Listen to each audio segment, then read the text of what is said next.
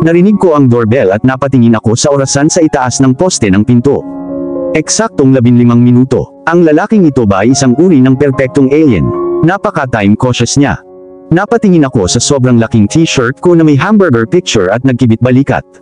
It's not like I'm trying to impress him. Naglakad ako papunta sa pinto at binuksan ito. What do you want from me? Tanong ko ng buong lakas ng loob na natitira sa puso ko. Hindi siya kumibo, sa halip, hinigit niya ako at pumasok sa bahay ko. Napaka-brute. Humalukip-kap ako sa dibdib ko at inulit ang tanong ko. Tila nakatitig siya sa boobs ko, ha? At isang pervert din.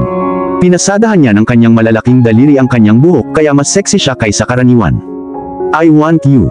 Halos mabulunan ako sa sarili kong laway. What? Ang aking inner girl ay sumisigaw na parang baliw. I want you to come back and work for me. Para siyang nahihirapan. Tulad ng ito ay isang napakahirap na sitwasyon para sa kanya. Ang lalaking ito, napaka-impolite, ni hindi man lang siya makahingi ng tawad o magsabi ng please. Ah, Mr. Black, may salitang sorry, at sinasabi mo ito kapag nagkamali ka sa isang tao. Itinuro ko ito sa kanya. Sino siya sa tingin niya?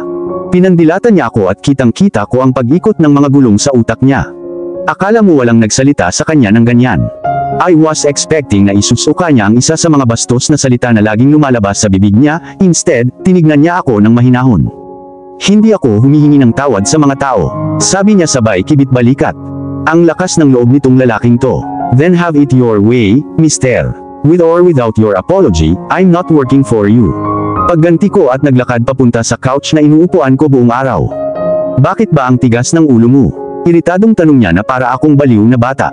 Tumayo ako at naglakad papunta sa kusina para ipaalam sa kanya na wala akong pakialam sa sinabi niya. Nagsalin ako ng grape juice at bumalik sa sala. Umupo ako sa couch na hindi pa rin siya pinapansin. Mga 4 to 5 minutes kaming ganun nung tinawag niya yung atensyon ko. Irish, nagsalita siya pero tumigil at tumingin sa akin. I'm sorry, sa sobrang hirap niyang sinabi kaya natakot ako. Mukhang hindi pa niya sinabi ang salita dati. Come work for me, will you? OMG, nagsorry lang ba ang sikat na Alexander Romano o naghahalusinate ako? Will you? Inulit niya. God knows I was gonna refuse, pero tumango lang ako na parang bata na nakatingin sa kanya na nakatulala. Okay, so it's been 3 days since I started again. Hindi naging okay ang lahat. Hindi ko nakita si Mr. Black nang pumunta ako dito at hindi lang sinabi ni Leo kung nasaan siya. Natarante sina Diana at Kenny nang sabihin ko sa kanila ang eksena sa apartment ko. Kapag sinabi kong nabigla, sinasadya ko. Hindi nila ako pinaniwalaan noong una. Ano ba kasing pinagsasabihan niya ng sorry? Hindi ba normal na sabihin yun? At ngayon pare-parehong nabigla si Leo habang sinasabi ko sa kanya kung bakit ako nagsimulang magtrabaho ulit dito. It's never been heard of that Romano apologized to anyone before, Irish. I mean it, anyone. Patuloy na sabi ni Leo na napatigil sa pag-inom ng kanyang beer habang nililinis ko ang kalat na ginawa ko. Nagtatrabaho ako sa pagpipinta na ito ng bahay ni Mr. Black ng 3 araw ng sunod-sunod. Napakakomplikado noon, sana lang ma-appreciate niya. Well, believe it or not, nagsorry daw siya. Walang ganang sabi ko kay Leo. Lahat sila ay gumagawa ng malaking bagay sa wala. Saan mo naman sinabing pumunta si Mr. Black? Nagkibit balikat si Leo sa tanong ko na parang walang alam. Iba ka Irish, special ka. Una, hinatid ka niya pauwi. Never been heard of before. Pangalawa, binibigyan ka niya ng sarili mong kwarto. Pangatlo, tinawag ka niya, binisita ka, at humingi ng tawad. Damn girl, you got him right in the balls. Sabi ni Leo, magtataka sana ako kung wala siyang sinabing hindi nararapat. Napatingin ako sa kanya, gulat na gulat. So hindi pa siya humingi ng tawad kahit kanino. Umiling si Leo, never, ask around, that guy's a cold bastard, and for him to take a bold step and apologize, you must mean something to him. Ang mga salita ni Leo ay nagpaisip sa akin ng ilang oras pagka-uwi ko. Bakit kailangan kong ma-involved sa isang lalaking tulad ni Alexander Romano? Sweetie, sino may-ari nito? Tanong ni Mommy mula sa sala. Lumabas ako na may dalang isang bote ng orange juice. May hawak siyang gold card. Mukhang napakamahal mula sa anggulong ito. Lumapit ako sa kanya at kinuha iyon. Nanlamig ang isip ko. Ang pangalan nito ay ang pangalan ng boss ko. Ah, kay Kenny. Ibibigay ko na lang sa kanya kapag nakita ko siya, nagsinungaling ako. God, ang dami kong pagsisinungaling simula nung nabangga ko yung lalaking yun. Oh, okay, I was just wondering. It looks so expensive, sinabi niya. Ngumiti lang ako at tumakbo paakyat sa kwarto ko. Umakyat ako sa kama at tiningnang mabuti ang card. Alexander Muccino Romano. Parang foreign ang pangalan niya. Muccino. Tapos may ibang nahagip ng mata ko. Illusion. Ako ay narito sa maikling panahon ngunit ito ay sapat na upang malaman na ito ay hindi lamang isang club sa New York. Ito ang pinakamalaking club, at ang pinakanakamamatay ayon sa mga headline at magazine. Siya ang may-ari ng ganoong club. Isang bagay ang ibig sabihin niyan. He dealt with drugs and guns. Then it hit me. Kaya naman labis siyang kinatatakutan. Delikado talaga siya. My God, kinakabahan ako ngayon. Oh my goodness. Si Mr. Black ay talagang mapanganib. Hindi ko alam na hanggang dito na pala. Kinuha ko ang phone ko at dinial ang number ni Diana. Kinuha niya pagkatapos ng 2 ring. Hi there best friend. She sounded so excited. Diana, may na-discover lang ako. Can we meet up? Tanong ko sa nanginginig na boses. Irish, okay ka lang ba? Alam kong naramdaman niya ang aking discomfort. You can come over to my place. My brother's not home. Ano ang gagawin ni Mommy kapag nalaman niyang nagtatrabaho ako sa isang mapanganib na lalaki na nakikitungo sa droga at armas?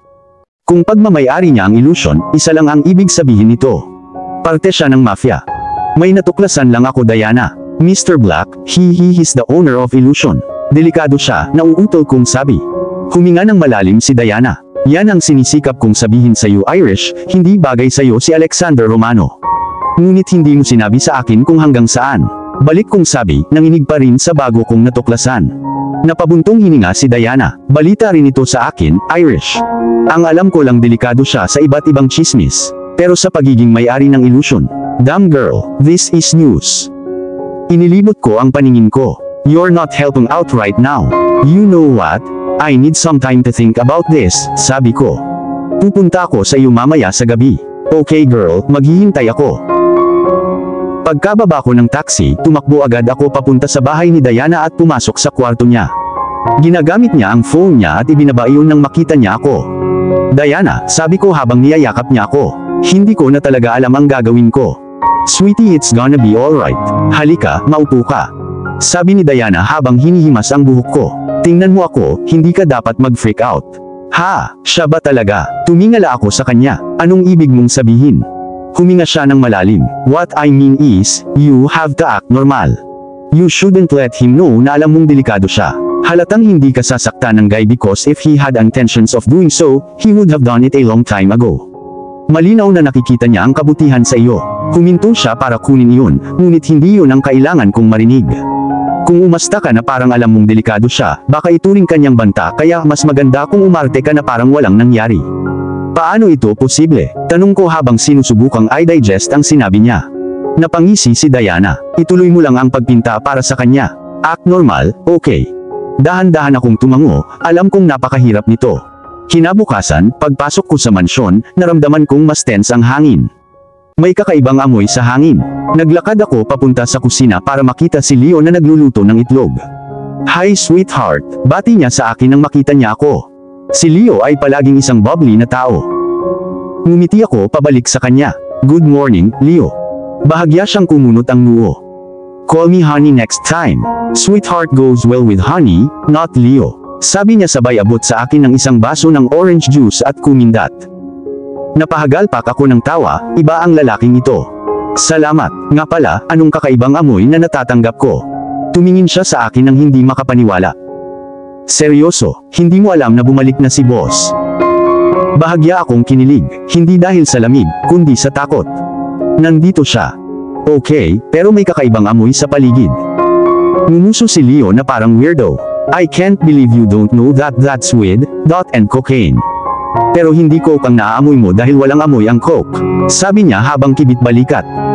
Nasamid ako sa juice ko. Sinabi niya ito na parang ito ang pinaka-normal na bagay kailanman. Call what? My goodness, siya talaga ang may-ari ng illusion at totoo ang chismis. He really dealt with drugs. Kane, you should grow up sweetheart. This world of ours isn't heaven where bad things are forbidden. We're in New fucking York and this shit is normal. Nagkibit balikat si Leo. By the way, I was making this egg specially for you. So here you go. No Leo, hindi normal ang pag-inom ng droga. Seryosong sabi ko sa kanya habang pinipigilan ang pag-ubo. Hinila ni Leo ang isa pang upuan. Sa totoo lang hindi ko alam kung bakit kanya dinala dito. This isn't your kind of world. Marami ka pang dapat matutunan. Lalo akong natakot sa lahat ng ito. Who's taking drugs? I asked to actually confirm what I already know. Sino pa ba? It's Romano. Pero hindi siya nag-iisa ngayon. May kasama siya, kaya ang masangsang ang amoy. Hihi, hindi siya nag-iisa. Nauutol kong sabi. You should go and continue with your painting, sweetie. Sabi niya at naglakad papunta sa pinto. Pero tumigil. And for the record, your paintings are breathtaking. Tapos nag-walk out siya. Ano ba itong pinasok ko? Alam kong nasisira ko ang aking pagpipinta dahil sa kawalan ng konsentrasyon.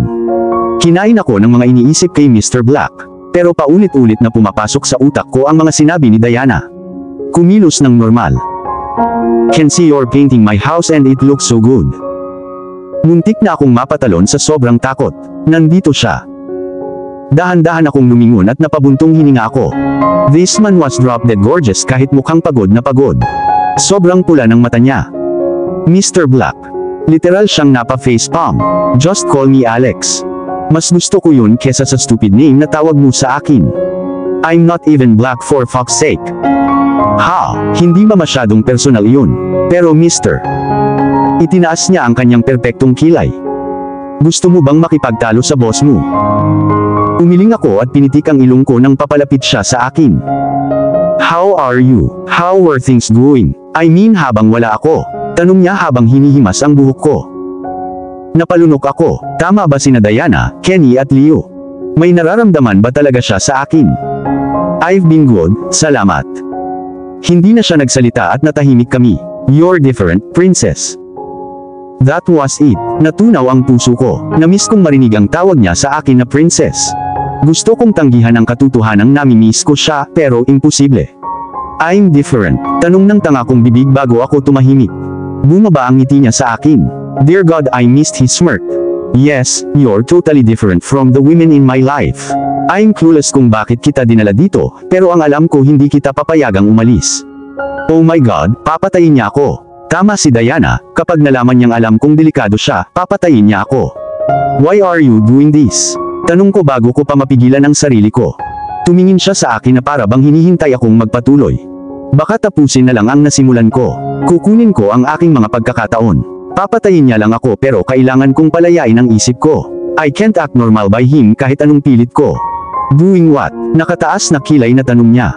Wala naman dito, sabi ko sa sarili ko. Take care of me. Being this nice to me. I know you're the owner of illusion and that you take drugs.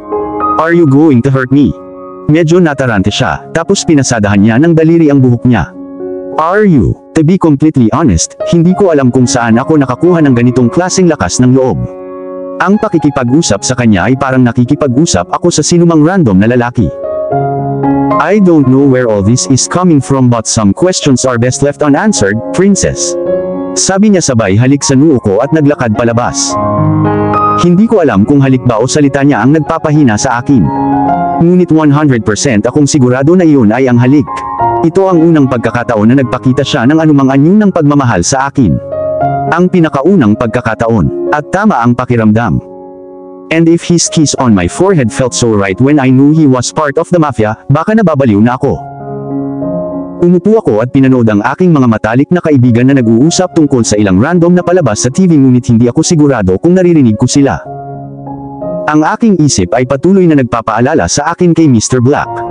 Una, gusto niyang tawagin ko siyang Alex, tapos hinalikan niya ako.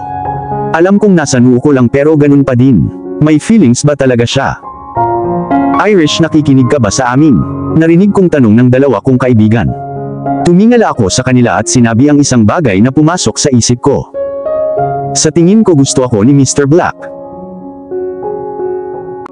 No freaking way, sabay na sabi ni Diana at Kenny. Ang dalawang ito ay kinasusuklaman ng isa't isa ng may pagnanasa, ngunit palagi nilang sinasabi ang parehong mga bagay. Tinignan ko sila ng seryoso. Mukhang 2 linggong hindi nagpagupit si Kenny at si Diana naman ay pagod na pagod sa trabaho. I was missing out on my friends. You know what? Forget about what I said. Tell me all that's been going on. Don't be silly. How do you expect na makakalimutan namin ang sinabi mo? Tanong ni Kenny na parang ito ang pinaka-stupid na narinig niya. Go on, spill. Tell us what made you come to that conclusion. I want the naughty details. Have you guys done it yet? How was it? Malaki ba talaga siya dun? Tuloy-tuloy na si Kenny. I swear, baliw siya.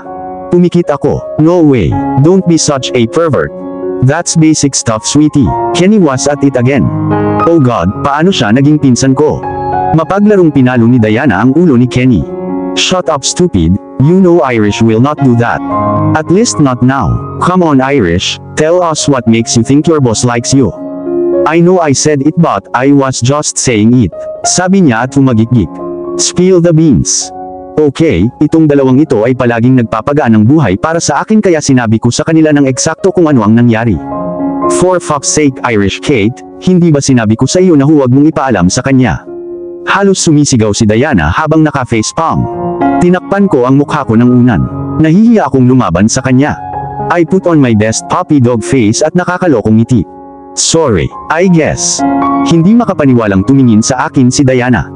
Sorry ay hindi makakatulong, little vixen. Pwede ba, tumahimik na lang kayong dalawa?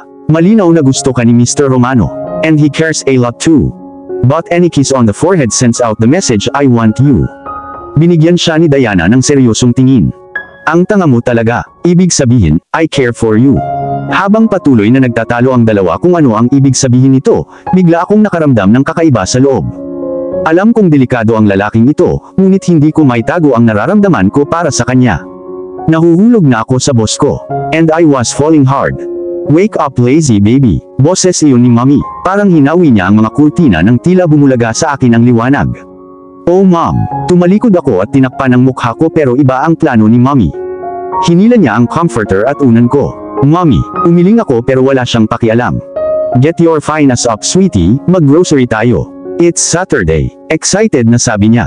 She was in a good mood because she never spoke that way but that wasn't make me wake up. I needed the sleep cause I stayed up late thinking about my sexy boss. No, pumunta ka na lang mag-isa. Pagod na sabi ko. Ano ang mali sa mga nanay? Lagi silang sobrang energetic. Buong linggo akong nagtatrabaho sweetie, I just want to spend some time with you. Hindi mo ba ako na-miss? Tanong niya sa sobrang sweet na boses. Paraan para saksakin ang konsensya ko Mommy. Fine, I'd be ready in an hour's time. Sabi ko at inikot ang mata ko. Umiling siya, 30 minutes. 45, sabi ko pabalik. Umiling ulit siya, 30 minutes. Fine, just leave already. And with that, lumabas na siya ng kwarto ko. Anong paraan upang simulan ang aking Sabado? Kaya eto, kami ni Mommy, pinupuno ang isang shopping cart ng napakaraming grocery. Kumuha pa tayo ng 2 pakete nitong cake mix. Excited na sabi ni Mommy at napangiti ako. Namiss ko talaga ito. Namiss ko yung bonding time namin. Masyado siyang busy sa trabaho. At ako, naging abala ako sa pagsisinungaling. Hindi ko nais na isipin yun sa ngayon. Tinaas ko ang mga kamay ko bilang pagsuko. Ikaw ang boss dito. Ngumiti siya sa akin. Magbe-bake tayo ng cake pag uwi natin, okay? Sure mom, gusto ko iyon. Nagpatuloy kami sa aming pamimili kasama si Mommy na may paliwanag sa lahat ng inilagay niya sa cart. It was overflowing at nagsimula akong mag-alala tungkol sa aming bayarin. Irish. Narinig ko ang pangalan ko at medyo lumakas ang tibok ng puso ko.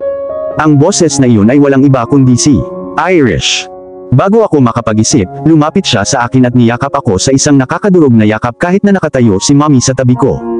Leo, nagawa kong sabihin. Pinalaya niya ako. Yes Angel, it's me and only me.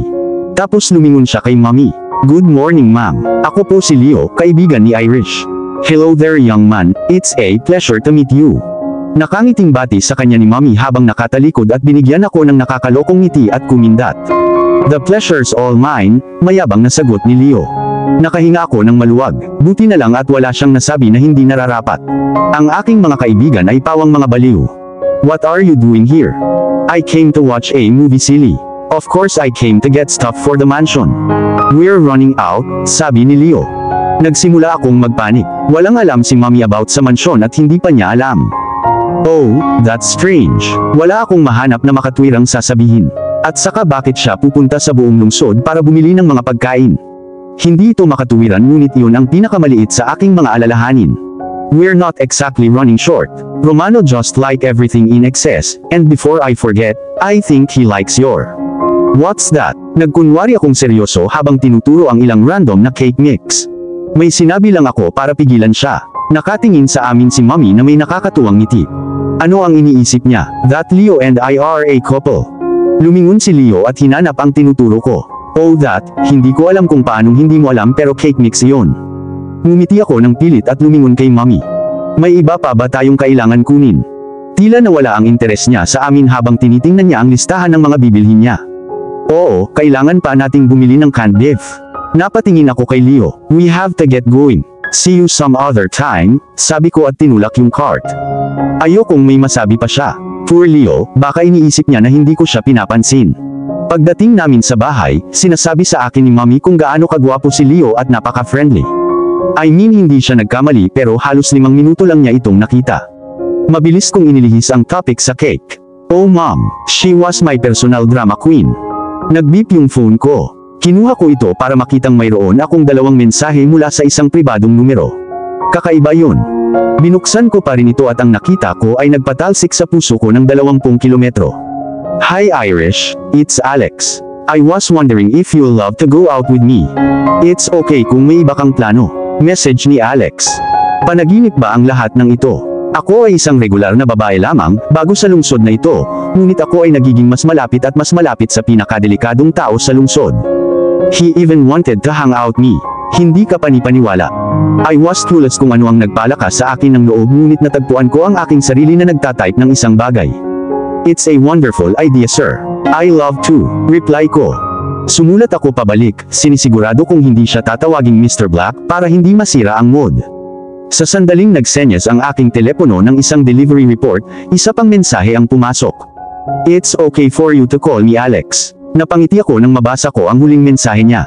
Para sa isang batang babae na sinusubukang tanggalin ang isang crush, ang mga intensyon na lumabas kasama ang aking smoking hot boss ay hindi nakakatulong. Okay, I totally have no idea on why I accepted to go out with Mr. Black but deep down, I wasn't regretting. Alam ko na ngayon na siya ay isang mapanganib na tao, ngunit nakita kong nakakaintriga ito para sa kanya. Parang hindi siya yung tipong mananakit ng tao. Sa katunayan, siya ay mukhang perfect gentleman.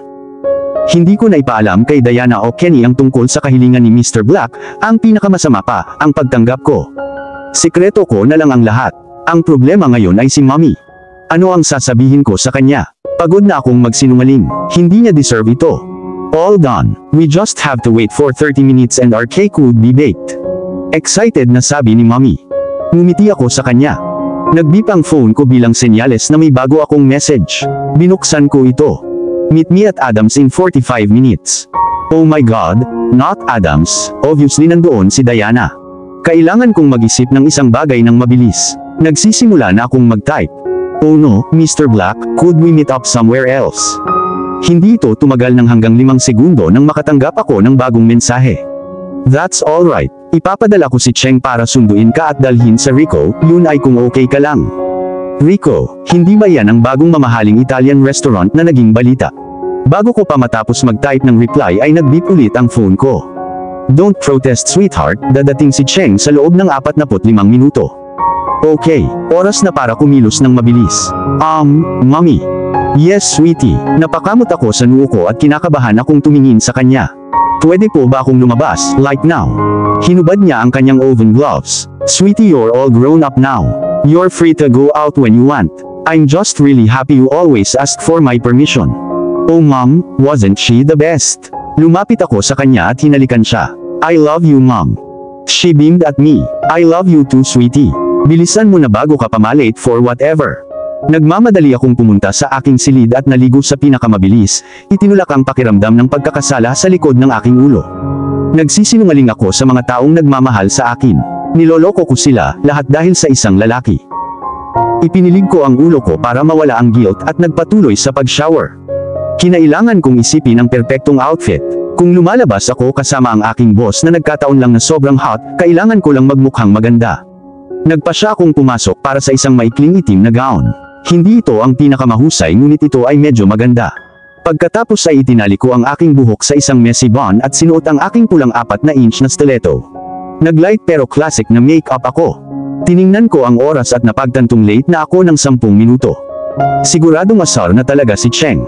Nagmamadali akong naglagay ng pera at lip gloss sa aking clutch. Was I overdressed or underdressed? Okay, hindi ito ang oras para mag-isip ng ganyan. Bumaba ako para humingi ng approval kay Mommy.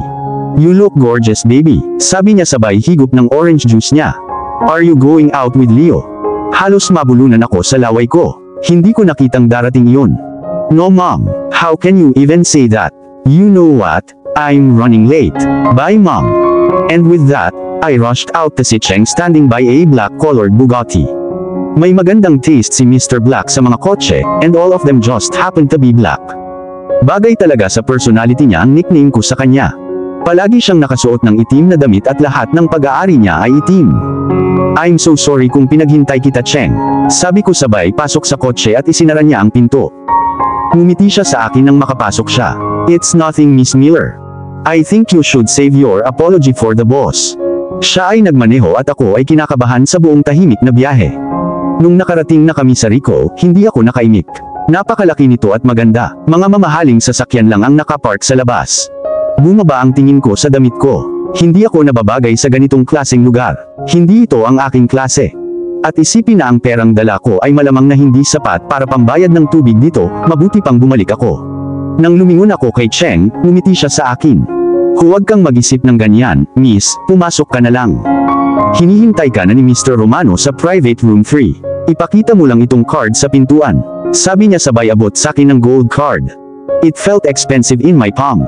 Pretty rich Italian boy. Salamat, Cheng. Nakangiting sabi ko at naglakad papasok. Ipinakita ko ang card sa lalaking nasa pintuan at dinala niya ako sa isang elevator. Nang makarating kami sa ikatlong palapag, nadiskubre kong 4 lang pala ang kwarto dito. Malaki talaga ang hallway. Naglakad kami papunta sa huling pinto sa kaliwa at binuksan ng lalaki ang pinto. Have a splendid day ma'am. Sabi niya at naglakad na palayo. Nilunok ko ang laway ko at humakbang papasok. Napakaganda ng kwarto, pakiramdam ko ay mababa. You kept me waiting, princess. Narinig kong sabi ni Mr. Black habang nakatingin sa kanyang Louis Vuitton triple coil black watch. Jesus, magkano kaya ang pera ng isang tao? Nakatayo siya sa may bintana na may haba na sahig na nakasuot ng maayos na itim na tux. I'm sorry. It's okay. Halika, maupo na tayo, let's have lunch. Mahinahon niyang sabi, his Italian accent worth drooling for. Ngumiti ako sa kanya saka ako umupo. Salamat. Sarap na sarap ang bango na tumatama sa ilong ko at kailangan lang magsalita ng sikmura ko. Paraan ng kahihiyan sa sarili ko. Sorry, sabi ko na namumula ang pisngi habang nahihiyang nakatingin sa mga daliri ko. Nalaglag ang pangako nang humagalpak siya ng tawa. Ito ay ang pinakakagiliw-giliw na bagay upang tingnan. The last time he laughed was when he told me na mukha akong manok and that was weeks ago. Natunaw ang puso ko nang mapagtantong na miss ko ang tunog ng kanyang pagtawa at kung paano lumiwanag ang kanyang mukha. Hindi ko maiwasang mapatitig sa gwapong nasa harapan ko. Don't be, come on it. Sabi niya sa sexing accent na yun. Marahan akong tumango at tahimik na sinabi ang aking grace bago ako sumandok. The meal which believe me, I don't know the name, was totally delicious. Isang beses o 2 beses akong napaungol nang tumama sa panlasa ko ang pagkain. Can see you really enjoy the meal. Sabi niya na ikinamula ng ulo ko. It's so delicious. Thank you. Sabi ko at hinintay na sumagot siya with the usual, you're welcome pero hindi. Bigla siyang nalungkot. Hey, what's the problem? Sorry kung may nasabi akong nakakasakit sa'yo. Sabi ko sabay lapag ng tinidor ko at kumuha ng napkin para punasan ang bibig ko. That's the problem. You're so damn polite. Nagbibigay ng sorry, at thank you sa lahat ng oras. Naguguluhan akong tumingin. Ha? Anong masama dun? Pinasadahan niya ng mahahabang daliri ang kanyang perfect comb hair. Ngayon ko lang ulit narinig ang mga salitang iyon nung dumating ka sa buhay ko. To be honest, the people in my life don't fucking say that. That's why I'm wondering why it's so easy for you. Sabi niya kaya napabuntong hininga ako. No wonder kung bakit nahirapan siyang mag-sorry sa akin, at kapag hindi siya nag-reply sa thank you ko. Nilagay ko ang palad ko sa likod ng mga kamay niya. It's not difficult to say it. Kung sa bagay, sinabi sa akin ng mommy ko na magic words iyon. Dapat mong matutunan kung paano ito sabihin at panuurin kung gaano kadali ang mga bagay. Tumingin siya sa kamay namin tapos tumingin sa mata ko. Alam mo ba kung bakit kita inimbitahan dito? Umiling ako. Well, mahigit 3 linggo kang nagtatrabaho para sa akin at hindi kailanman hiningi ang iyong sweldo sa pagtatapos ng linggo. Naisip ko na hindi ka na magtatanong anytime soon kaya ako ang nagkusa na dalhin ang pera sa iyo. Here you go. Dali-dali niyang sinabi yun habang inabot sa akin ang isang puting envelope. Salamat, sabi ko sabay kuha ng envelope sa kanya at inilagay sa clutch ko. Tiningnan niya ako ng matalim. So hindi mo bubuksan? Umiling ako. I will, wag lang dito. Nagkibit-balikat siya. Have it your way. May ibibigay din ako sa'yo, pero sigurado akong gugustuhin mo rin itong buksan kapag binuksan mo ang envelope. Mas lalo akong namula dahil ginamit niya ang mga salita ko laban sa akin. Naglabas siya ng isang blue box mula sa bulsa ng kanyang suit at iniabot sa akin na may nakakalokong ngiti sa kanyang matambok na labi. Tinignan ko siya nang nagtataka habang kinukuha ko ang box. Thank you so much, sir. Hindi nawala sa mukha ko ang pamumula ko sa buong lunchtime, at mas lalong lumala sa susunod na magsalita siya. You look absolutely ravishing, princess. I'd really love to stay longer but I have some important to go to. Sabi niya sabay tingin sa akin habang tumatayo. Tumayo na rin ako. Hindi ko maiwasang mamula lalo sa kanyang matinding titig.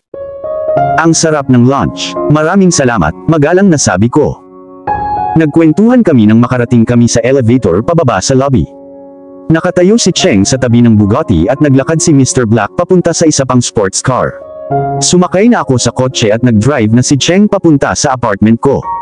Tulog na si Mami pagdating ko, kaya dumiretso na ako sa kwarto ko. Tumalon ako sa kama ko at hindi nawala kahit isang segundo ang ngiti sa labi ko. Oh, ang envelope. Kinuha ko ito at binuksan.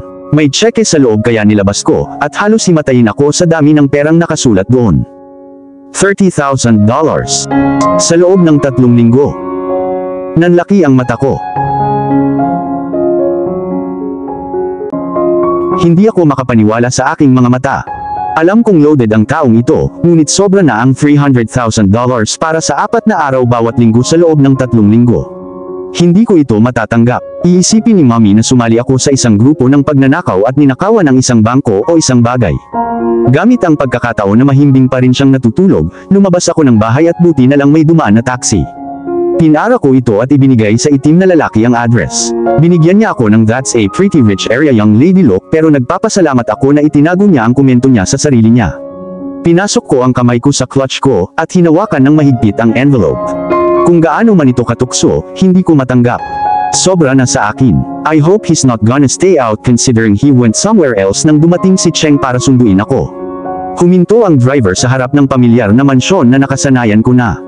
Inabot ko sa kanya ang isang gusot na $30 na papel at lumabas. It's $40, miss. Sabi niya sabay tingin sa akin taas baba.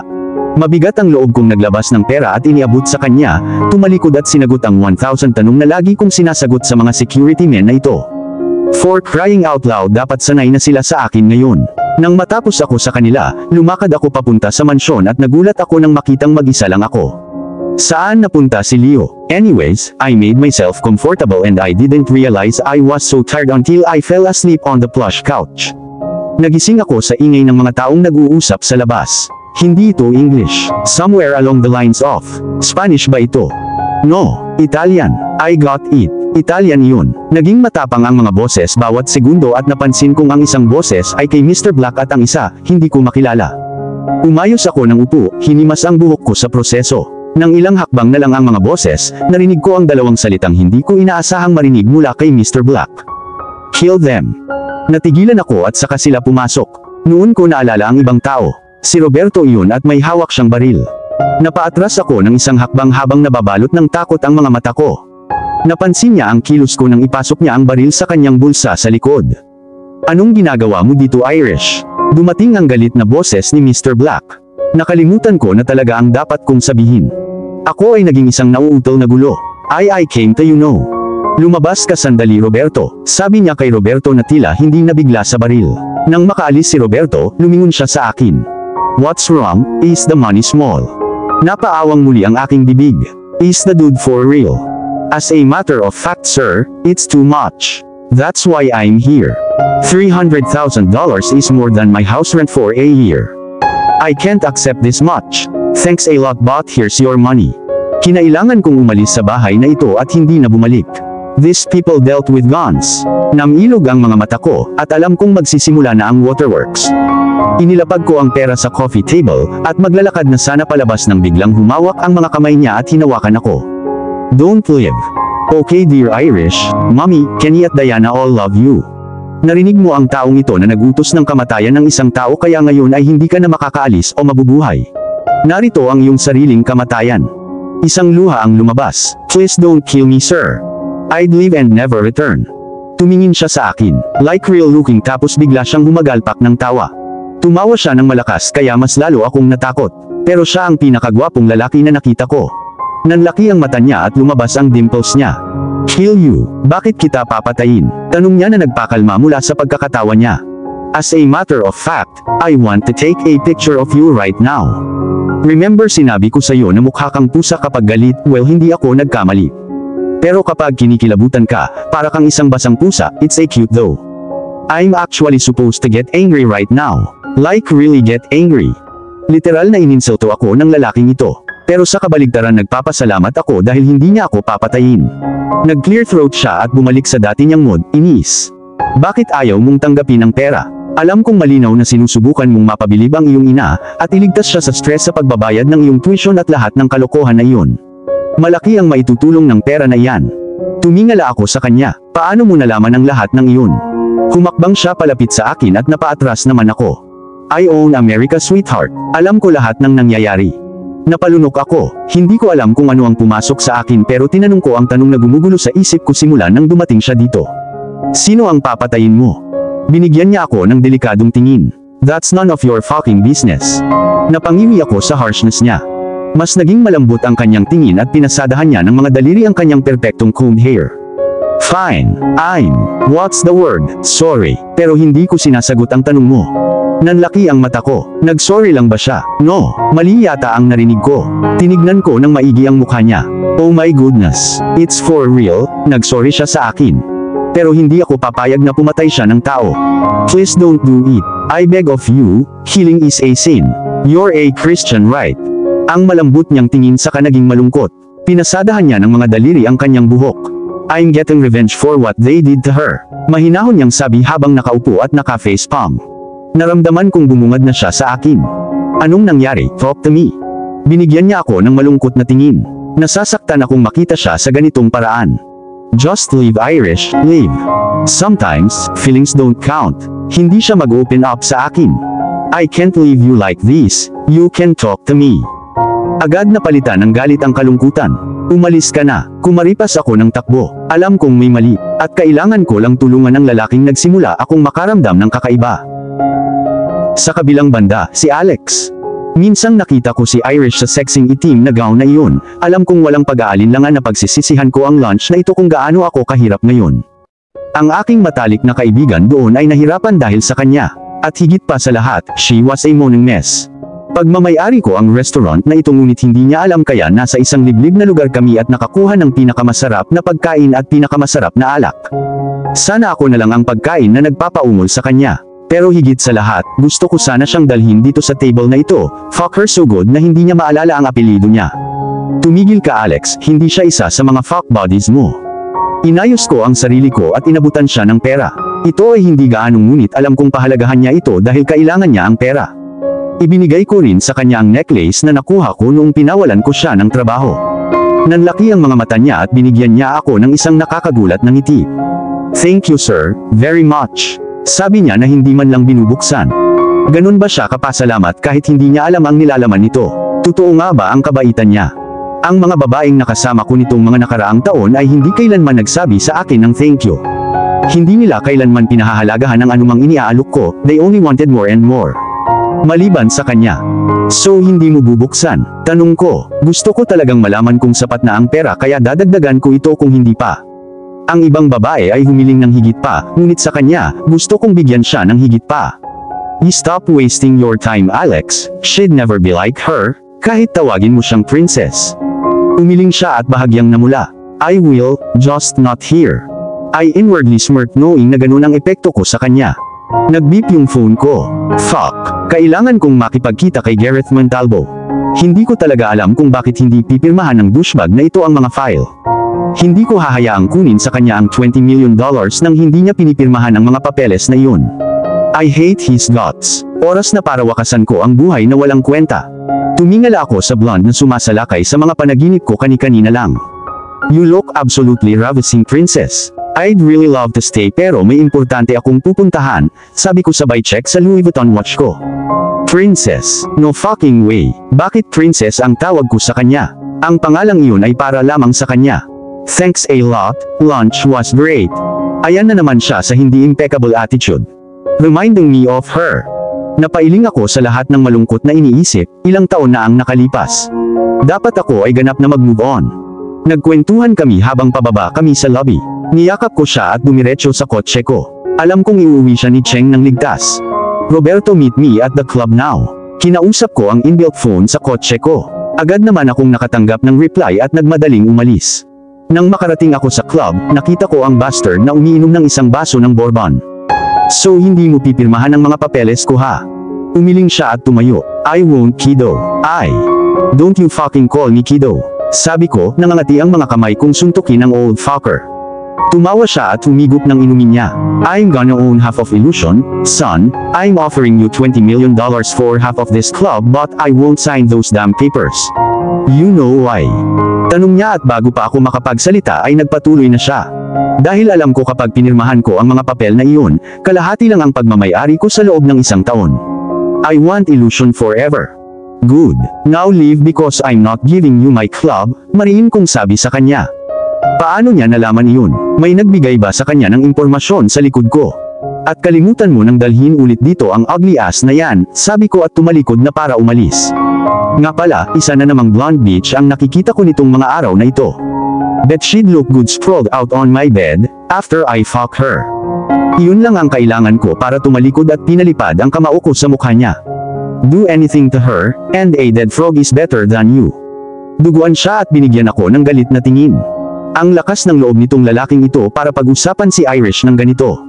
Pumasok si Roberto pagkatapos ng eksena at binigyan ako ng nakakaalam na tingin. Tumango ako, throw his filthy ass out. Nang matapos si Roberto, nakatanggap ako ng isa pang tawag mula sa isang nakablock na numero. Nang kunin ko, medyo magaspang ang boses ng lalaki sa kabilang dulo. I enjoyed killing that little blonde whore of yours. Bet I'd have more fun with the new bitch. Bago pa ako makapagsalita, ibinaba na niya ang tawag. What the flying fuck? Anong nangyari? Tanong ni Roberto sa Italian. Hindi ako nakasagot, pero kung sino man itong tumatawag, mas mabuting humanda siya sa akin.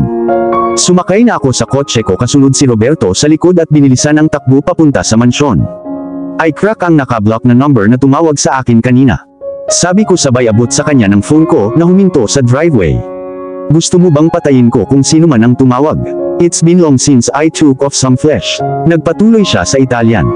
Si Roberto ay isang kumpletong Italiano at mas komportable na ipahayag ang kanyang sarili sa wika. Pagpasok ko sa bahay, sinabi ko sa kanya ang tanging nasa isip ko. Kill them. Nginitian iyon ni Roberto at inilabas ang baril sa excitement. Pagtapak namin sa sala, laking gulat ko nang makita ko si Irish. Ano ba kasing ginagawa niya dito? Sinabi sa akin ng ekspresyon ng mukha niya na narinig niya ang huli kong sinabi. Fuck. Ngayon ay natatakot na siya sa akin. Anong ginagawa mo dito, Irish? Tanong ko sa mapanganib na mababang tono. Di ba sinabi ko kay Cheng na iuwi siya? Natigilan siya sa sinabi ko. I came to you know. Nauutol siya ngunit humina ang boses niya nang makita ang baril ni Roberto. Nagpakawala ako ng malalim na hininga. Wala siya sa right senses nang makita ang baril na iyon. Lumabas ka sandali, Roberto. Nang mawala na siya sa paningin ko, lumingon ako sa kanya. Bakit ka pumunta dito? The money. Nauutol niyang sabi. Maputla ang mukha niya na parang mauubusan ng dugo. What's wrong? Is the money small? See what I mean? Siya ay tulad ng iba, she wants more. Every woman in my life wants more. Inilagay niya ang isang nakalugay na hibla ng buhok sa likod ng kanyang mga tainga na kinakabahan. Napaka-inosente ng gawang iyon. Siguradong pinaglalaroan ako ng isip ko. Materialistic siya, right? As a matter of fact, sir, it's too much. That's why I'm here. Alam kong naglalaro ang isip ko. Hindi siya tulad ng iba. Siya ay isang replika ng aking perfect princess. Fuck. Kailangan kong ihinto ang pagkukumpara sa kanila. Walang makakatulad sa kanya. Hindi ko nakuha ang mga huling salita niya. Ang napansin ko lang ay inilagay niya ang envelope sa coffee table at tumalikod na para umalis. Don't leave. I'm more like ordered. Ayaw ko lang na mawala siya sa tabi ko. Paulit-ulit sa utak ko ang mga sinabi ni Montalvo. Gusto ko lang siyang ligtas. Tuluyan nang nagbago ang ekspresyon ng mukha niya. Namilog ang kanyang mga mata. May nasabi ba akong mali? Please don't kill me, sir. Aalis ako at hindi na babalik. Kinakabahan niyang sabi. Akala niya ba papatayin ko siya? Mukha siyang pusa at hindi ko napigil ang tumawa na parang baliw. Kill you? Bakit kita papatayin? Siya ay walang mga salita upang ipahayag ang kanyang sarili. Sinabi ko sa kanya na hindi ako interesadong patayin siya. Alam kong sinusubukan niyang ma-impress ang kanyang ina at malaki ang maitutulong ng pera na iyon. Keep the money, makakatulong ito sa iyo ng iyong ina. Mukha naman siyang nagulat kung paano ko nalaman iyon. Paano mo nalaman? I own America, sweetheart, alam ko lahat ng nangyayari. Tahimik siyang tumango, na parabang naiintindihan ang sinabi at iniisip ko. Bigla niyang binanggit ang tanong na hindi ko inaasahan mula sa kanya. Sino ang papatayin mo? Hindi ko na napigilan ang inis ko. Ayaw ko sa mga taong maingay. That's none of your fucking business. Sigaw ko at tumango ulit siya. Sa pagkakataong ito, umatras siya ng isang hakbang. Beast, fucking beast, masaya ka bang tinatakot mo siya? Pinasadahan ko ng daliri ko ang buhok ko. Fine, what's the word? Sorry, pero hindi ko sinasagot ang tanong mo. Napatayo ako. Mukhang nagulat siya sa paghingi ko ng tawad. I was freaking going insane. Kailan pa ako humingi ng tawad sa mga babae? Please don't do it. Narinig ko ang mahina niyang boses na bumulong. Umupo ako at napa-facepalm. Bakit napakahirap? Palagi niyang sinasabi sa akin na huwag gawin ito, and now Irish. Kambal ba sila o ano? I'm getting revenge for what they did to her. Hindi ko nga alam kung kailan nadulas iyon. Natahimik siya at kinailangan kong tumingala. Bakas sa kanyang mukha ang pag-aalala. What happened? What are you talking about? Who did what to who? No, hindi ako nag-open up sa sinuman. Lalo na hindi sa isang 21 taong gulang. Just leave, Irish, leave. Alam kong gagawa ako ng katangahan kung magsusumikap pa siya. Umalis ka na. She scurried off at my harshness pero sa ngayon, wala akong maramdaman. Kinailangan niyang umalis. Hindi niya ako kayang makita sa ganitong sirang estado. Madali ko siyang masaktan kaya ang pag-alis ay para sa ikabubuti niya. Nang wala na si Irish, lahat ng galit at sakit ay patuloy na dumadaloy sa akin. Walang taong nakakaintindi sa akin. Nagmamadali akong pumunta sa aking bar at kinuha ang pinakamalakas na whiskey na mayroon ako. Binuksan ko ang bote at nilagok ang gintong likido. Malugod kong tinanggap ang nasusunog na sensasyon sa aking lalamunan ng may pasasalamat. She was my hope. Nagdala siya ng liwanag sa isang galit na kaluluwa tulad ng sa akin. Ginawa niyang parang langit ang mundo, sa halip na ang impyerno na alam kong ito ay habang lumalaki. At nang sa wakas ay masaya na ako, kinuha nila siya. Pinatay nila siya sa kadiliman. Pinatay nila ang aking prinsesa at ang aking hindi pa isinisilang na sanggol. Uminom pa ako ng whiskey. Lahat sila ay magbabayad, isa-isa. Ang mga pag-iisip kung gaano kami kasweet magkasama ay patuloy na lumalim sa aking isipan. Hindi ko namalayan kung gaano kasakit hanggang sa tumulo ang isang luha. Sinundan ng higit pa, ito ang naging epekto niya sa akin. Dahan-dahan akong napaupo sa sahig, nakatingin sa bubong. Nakarating kami dito. Binili namin ang bahay na ito para dito namin palakihin ang aming mga anak. Magkahawak kamay kaming nagtrabaho, at kapag naging maayos na ang lahat, kailangan na niyang mamatay. Kinailangan niyang mamatay, mas maraming luha ang lumabas. Natagpuan ko ang aking sarili na nakahiga sa marmol na sahig na may halos walang laman na bote ng whiskey sa aking kamay, at isang luha ang tumulo sa aking pisngi. I'm so sorry. I'm sorry. Forgive me, princess. I'm so fucking sorry. Hindi kita nagawang protektahan. Paulit-ulit kong sabi habang tumutulo ang luha sa mga mata ko. Just come back. I'm sorry. Patawarin mo ako. Pero alam kong nagsasayang lang ako ng oras. Hindi na siya babalik. Wala na siya for good. Tuluyan nang nawala ang prinsesa ko.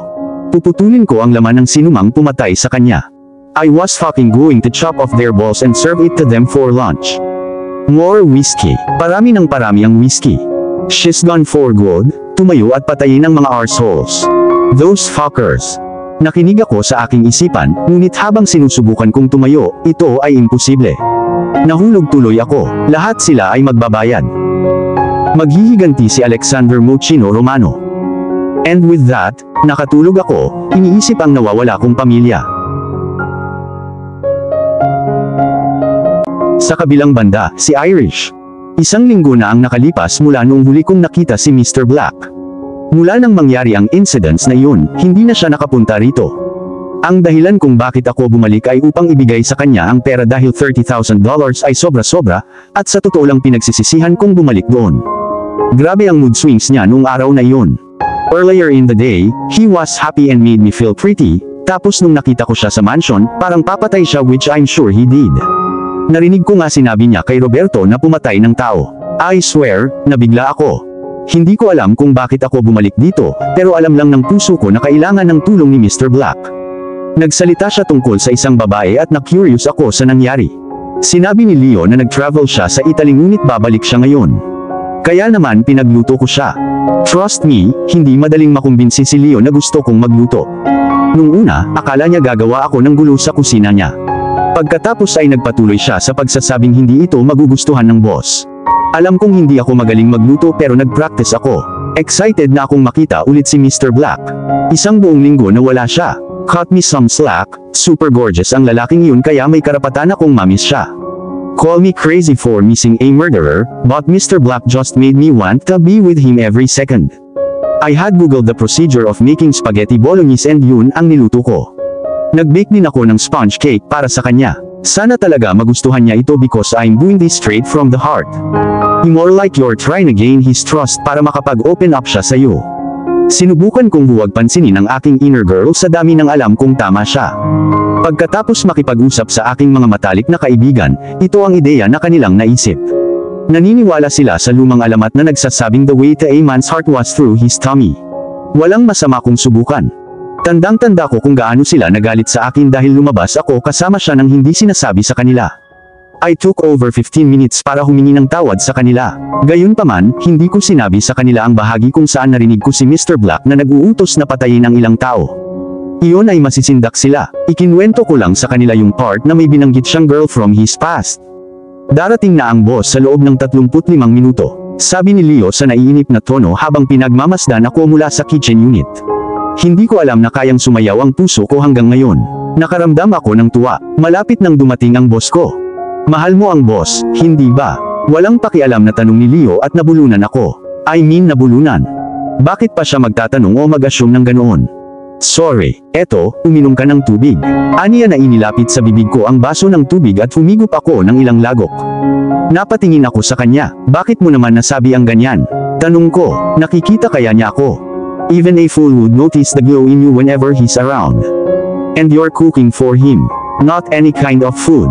One of his favorite. And now just hearing he's almost home, namumula ka na parang strawberry. Kate, kahit magsinungaling ka kahit kanino, you can't lie to me. I know you love him. Natapos siya sa paglalakad pabalik sa unit. May kung anong emosyon ang nararamdaman ko sa boses niya pero hindi ko iyon pinansin. Ayokong pag-usapan yun kaya dali-dali akong nagluto ng pagkain at pumunta sa malaking dining room. Kung iisipin, siya lang ang kumakain dito pero may 10 na upuan at ang pinakamahabang dining table na nakita ko. Sinimulan kong ayusin ang mesa at nang matapos ako, narinig kong bumukas ang pintuan sa harapan. Siya ang may-ari ng bahay kung tutuusin. Nagmamadali akong pumunta sa pinto dahil sobrang excited akong makita siya, pero ang nakita ko ang nagpawi sa lahat ng kasiyahan ko kanina. Yes, it was Mr. Black looking super duper guwapo at hot. Pero hindi siya nag-iisa gaya ng inaasahan ko. Kasama niya ang isang drop-dead gorgeous lady. Mahabang binti, malapad na balakang, malaking boobs, berdeng mata, matataas na cheekbones at higit sa lahat, ginger hair. Wow, may maihahambing ba dyan? Ngunit hindi iyon ang aking problema. Ang problema ko ay kung gaano sila ka-intimate. Magkakabit ang mga daliri, walang puwang sa pagitan nila, at kung paano siya tumingin sa kanya. Pagkatapos ay hindi pinansin ang presensya ko, hinalikan niya siya. Isang buong halik. Hopper Soul America. Namiss ko ang Amerika, sabi niya sa Italian na may mataas na tono. Nakaramdam ako ng kirot sa likod ng mata ko. Luha ba yan? No, hindi ako iiyak. Loso, alam ko. Narinig ko ang boses ng boss ko. Napakalalim at husky. Boy, was this man perfect. Nanatili akong nakatitig sa kung gaano sila kaganda kapag magkasama. Naisip mo ba na bibigyan kanya ng labis na atensyon? Tanong ng inner girl ko. Nakita ko kung paano tumingin sa akin ang matangkad na babae mula sa itaas hanggang sa ibaba at nakaramdam ako ng hindi komportable sa ilalim ng kanyang matinding titig. Tapos nagsalita siya at naramdaman kong ako ang tinutukoy niya. Elela Regazza di qui mi hai parlato. Is she the girl you told me about? Dahil hindi ko maintindihan ang sinasabi nila, I assume she said something along the lines of, she looks like your cook. Tumango si Mr. Black bilang pagsang-ayon. Boy, did that hurt me. Sumang-ayon lang ba siya sa sinabi niya? I so hate him. Tatalikod na sana ako at aalis bago ako humagulgol ng iyak ngunit muli siyang nagsalita. Santo morindo di fame, ho bossano di mangiare. I'm starving, I need to eat. Again, I assume she said something along the lines of she looks small, doubt if she can cook though. Hinintay kong makita ang reaksyon ni Mr. Black upang kumpirmahin ang aking mga hinala. This time, kinausap na niya ako. Irish pakisabi kay Leo na iset up ang table. Ito ang unang beses na kinausap niya ako mula nang dumating sila. I'm definitely good at Italian, that's what she said. At kailangang sabihin sa akin ni Mr. Black na sabihin kay Leo na i-set up ang table dahil hindi nila pinagkakatiwalaan ang aking mga kakayahan. Kung sino man ang babaeng ito, kinaiinisan ko na siya. Hinuhusgahan niya ako. Tumango ako at tumalikod na para umalis, pagkasabi ko lang ng, "You're welcome back." Nagmadali akong pumunta sa kusina and before I knew it, umiiyak na pala ako. Irish, anong nangyari? Tanong ni Leo, baka sa boses niya ang pag-aalala. Umiling ako, wala lang, tulungan mo na lang akong tapusin ang table. I'd go now. Sabi ko sabay kuha ng bag ko at nagmamadaling lumabas bago pa niya ako mapigilan. Sumakay ako ng cab, kailangan kong makausap sina Kenny at Diana before I lost my mind. Sa buong biyahe, hindi ko mapigil ang umiyak. Sinabi lang niya sa girlfriend niya na ako ay isang tagaluto. At isang masama doon, hindi man lang niya ako na-miss. Hindi niya na-acknowledge ang presensya ko. Nang huminto na ang driver, binayaran ko siya at nagmamadaling pumasok sa apartment ni Kenny. Wala siya sa bahay kaya kinuha ko ang susi sa ilalim ng rug niya at pumasok sa bahay niya. Buti na lang may ice cream siya. Kinalma ko ang sarili ko habang kumakain ng ice cream pero sumasakit ang puso ko. Ang unang lalaki na tunay kong naramdaman ay sumang-ayon na ako ay isang tagapagluto. Patuloy ang pag-agos ng luha. Nagsisisi akong nakilala ko siya. Ard, narinig kong tili ng lalaki na nagpaputol sa malungkot kong pagtulog. Nagising ako na hinayaan kong mag-adjust ang mga mata ko sa maliwanag na ilaw. Oh, si Kenny lang pala. And another guy which I presume is his boyfriend. Oo, nakakalimutan kong bakla siya. Paano ka nakapasok dito, Irish? Nilock ko itong pinto. Inilibot ko ang paningin ko. Hindi mo ba sinabi sa akin na itinatago mo ang iyong mga susi sa ilalim ng iyong rug kung sakaling kailanganin ko ito? Paalala ko sa kanya. Nako, nakalimutan ko. Parang ang gulo mo. Kanina ka pa umiiyak ah. Tanong niya sabay upo sa tabi ko sa couch. Pinulupot niya ang kanyang malalaking braso sa aking maliit na frame. Anong nangyari, sweetie? Isang luha ang lumabas. Sinundan ng isa, pagkatapos ay isa pa at higit pa. Naranasan mo na bang makilala ang isang taong kilala mo sa kaibuturan ng iyong puso na may nararamdaman ka? At kapag nakita mo na siya, may kasama siyang ibang babae. Halatang mahal niya. Kung alam mo ang pakiramdam na ito, alam mo kung ano ang nararamdaman ko ngayon. Mas maraming luha. Parami ng parami ang luha. At higit sa lahat, nagsalita sila tungkol sa akin sa harap ko mismo. Irish, talk to me. Sa ngayon, tinatakot mo kami. Sabi ni Kenny na tinutukoy ang sarili at ang partner niya. Hindi ko alam kung gaano ako katagal umiyak pero alam kung napakatagal na nung inalok ako ng partner ni Kenny ng isang tasa ng mainit na gatas. Here, drink some, it's gonna help calm your body. Kinuha ko ang gatas at ininom lahat ng walang tigil. He's in love with someone else, bulalas ko.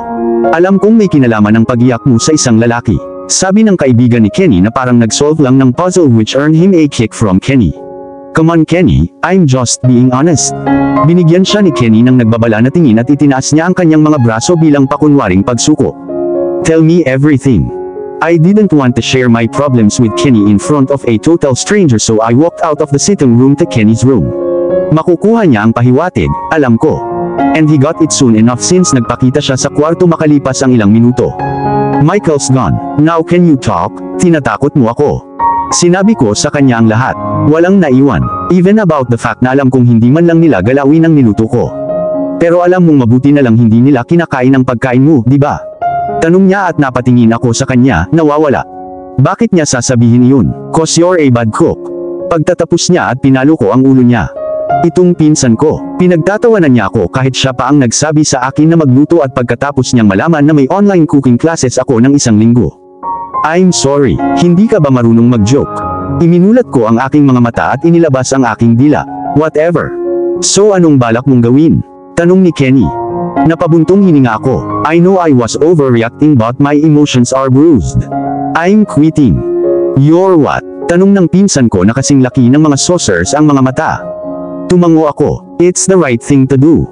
I should rather concentrate on my books since I'm gonna start school in a bit. Lahat ng ito ay mali. Pagsisinungaling kay mommy, pagtatrabaho para sa isang mapanganib na lalaki, pakiramdam na may kakaiba para sa kanya. I mean it's all wrong. This shouldn't be, nakinig na lang sana ako kay mom nung sinabi niyang hindi dapat magtrabaho. Plus you and Diana never liked me working for him, simula pa lang. So I'm quitting. Naka-facepalm siya, o baka nagseselos ka lang na may kasama siyang hot lady sa bahay. Muli kong inilibot ang aking mata. Stop rolling those eyes at me. Mas matanda pa rin ako sa'yo ng 5 taon. Tama siya, that was a disrespectful act pero hindi ako nagseselos. Tumayo ako mula sa kama. Gabi na, dapat umuwi na ako. I need to think about all this. It's too much. But one thing I know for a fact is I'm not working for him again. Naglakad ako papunta sa pinto at huminto. By the way, isa siyang hunk. Tumingin sa akin si Kenny, halata sa kanyang isipan ang pagkalito. Sino? Mr. Romano. No dumbhead Mike, o si Michael. Napangiti siya, sa tingin mo ba alam ko na? I always get the best. Namilog ang mata ko sa kalokohan niya. Yeah right, conceited pig. And with that, nag-walk out ako.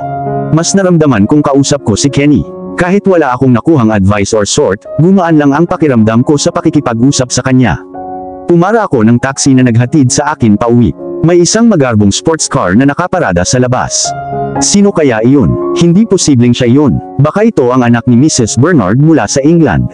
Last time na dumating siya, may nakaparada na katulad nitong sasakyan sa labas kaya siguro siya na naman. Nagkibit balikat ako at naglakad papasok. Napaluwa ang mga mata ko sa nakita ko. Hindi ito anak ni Mrs. Bernard. No, it was my very own boss. Anong ginagawa niya dito, kasama si Mommy, at mukhang ang saya-saya nila. Nagtawanan sila. Naghahalusinate siguro ako, kinusot ko ang aking mga mata at nilinis ang lalamunan. Oh honey, you're home. I was just talking with your friend here. Nagpalitan daw kayo ng address ng bahay. Nasa lugar siya at nagpas siyang dumaan. Excited na sabi ni Mommy. He's so funny. Hindi ako makapaniwala sa aking mga mata. Yan ang sinabi niya sa mommy ko. No mom, we are. Oh Irish, you look more beautiful than the last time we met. Pinuli lang ba ako ng boss ko? Don't fool yourself. Sinusubukan lang niyang maging cool sa harap ng mommy mo. At bumana naman dahil namula si mommy. He's quite the charmer too. I'd leave you two now. Sabi ni mommy na tumayo at naglakad papuntang kusina. Nang makaalis na siya, ako mismo ang humarap sa halimaw. Anong gusto mo dito? Anong sinabi mo sa mommy ko? Ngumisi siya. Relax, hindi ko pinalabas ang sekreto mo. Sabi ni Leo nagmamadali kang umalis at mukhang may sakit ka kaya napagdesisyonan kung puntahan kita at tingnan ka. Gaya nga ng sinabi sa'yo ng mami mo. Mahinahong sabi niya habang nasa bulsa ang mga kamay. Aware ba ang girlfriend mo na nandito ka? Tanong ko, kailangan kong malaman. Mukha siyang naguguluhan, pero ipinagkibit balikat niya ito. Ayos ka lang ba? Alam ko na, walang kaalam-alam ang girlfriend niya na nandito siya. Yes I am. Now leave. And as for the record, I quit. I'm no longer working for you. Tinignan niya ako mula ulo hanggang paa na parang pangalawang ulo ko lang. What do you mean? What I mean is, I quit. Yun ang dapat matagal ko nang ginawa. Umiling siya bilang pagtanggi. You can't stop me from quitting, sabi ko sa kanya. Umiling ulit siya. No, you can't quit, cause you're in already. You need me for protection. You are in danger, and so is your mom. So you can't. I can't force you to trust me, pero sinasabi ko sa iyo ngayon. Trust me, just this once. Sabi niya at nahulog ang puso ko sa tummy ko. You need my protection. You need mafia protection. Danger. Ako. Mommy. Paano? Bakit? So, he's really good looking, sabi ni mom sabay sarado ko ng pinto. Thank goodness wala na siya. Mas gusto ko siya kaysa sa isa mong kaibigan, si Leo. Pilit kong hindi iniikot ang mata ko sa matchmake niya. Well too bad for you mom, hindi ako interesado sa alinman sa kanila. Bahagya siyang kumunot ang noo. Well sweetheart, it's good to find love. You'd soon be 22 darling. No harm in trying right. Wala ako sa mood sa kalokohan niya ngayon. Ang tanging inaalala ko lang ay kung ano ang eksaktong sinabi niya sa kanya at kung paano niya hindi siya nakilala bilang Alexander Romano. So anong sinabi niya sa'yo? Tanong ko, tread them wisely. Oh, your friend. Nothing much. Nagkausap lang kami ng konti tungkol sa global warming since pagdating niya dito, sobrang taas ng room temperature. Iyon ang pinag-usapan nila. So ayun, basically lahat ng pinag-usapan niyo. Tumango siya. So sinabi niya sa'yo ang pangalan niya. Muli siyang tumango. Yeah, he said his name is Alexander Mochino. Well I've heard of a name similar to that, I just can't trace it back. What's with the interrogation sweetie? Is anything wrong? Umiling ako bilang denial. No mom, doon lang ako sa kwarto ko kung kailangan mo ako. Sabi ko sabay halik sa pisngi niya at umakyat sa taas. Oh Mr. Black, ano ang pinapasok mo sa akin? Kaya gaya ng dati, pinunan ko sina Kenny at Diana ng latest. Well, ang dalawang iyon ay palaging may mga kakaibang ideya at advice na ibibigay ngunit gayon paman, sila ang pinakamahusay. Sa tingin ko dapat kang pumunta sa kanyang mansyon bukas, at magkaroon ng makatwirang pag-uusap sa kanya. Sabi ni Diana. Hindi yun kahit isang opsyon.